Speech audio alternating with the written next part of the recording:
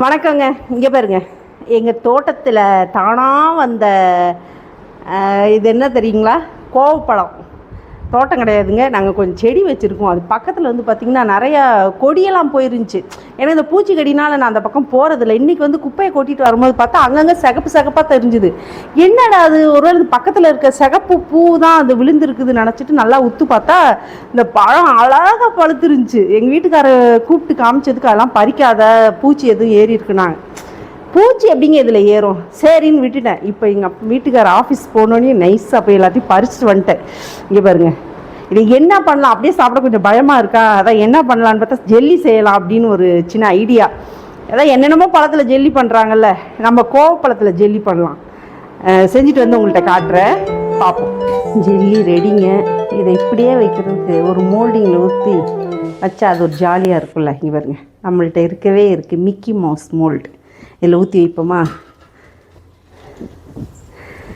பார்ப்போம். கொஞ்சம் ஜாலியாக இருக்கும்ல. இதில் என்ன எப்படி வரப்போகுதுன்னு தெரியல, பார்ப்போம். ரொம்ப சூடாக இருக்குது. மிக்கி மவுஸ் தாங்குமா? பாவம். இப்போ தெரியுதா? சூப்பராக இருக்கு பார்த்தீங்களா? கோவப்பழ ஜெல்லி எப்படி இருக்குன்னு எடுத்து பார்ப்போம். ஐயோ, எப்படி இருக்குன்னு தெரியல. 1/2 hour ஆகுது. கொஞ்சம் கோச்சிக்குச்சு. இங்கே பாருங்க. சரி, சாப்பிட்டு பார்ப்போம் நம்ம எப்படி இருக்குன்ட்டு. கோச்சிக்காத மிக்கி மவுஸ்.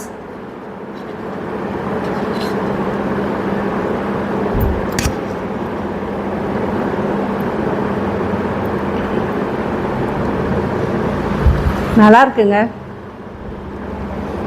ஸ்மெல்லும் பார்த்தீங்கன்னா அந்த கோவப்பழ ஸ்மெல்லு அது ஒரு மாதிரி நல்லா இருக்கா. கொஞ்சம் வந்து காது தான் பாருங்க, காது இதோடு நின்றுச்சு. நம்ம வச்சுருவோம். இது காது இல்லை, இது கை. நல்லா இருக்கா? கொஞ்சம் டேமேஜான மிக்கி மவுஸ், கோவப்பழ மிக்கி மவுஸ் எப்படி இருக்குன்னு சொல்லுங்கள் கமெண்டில், கண்டிப்பாக சொல்லணும்.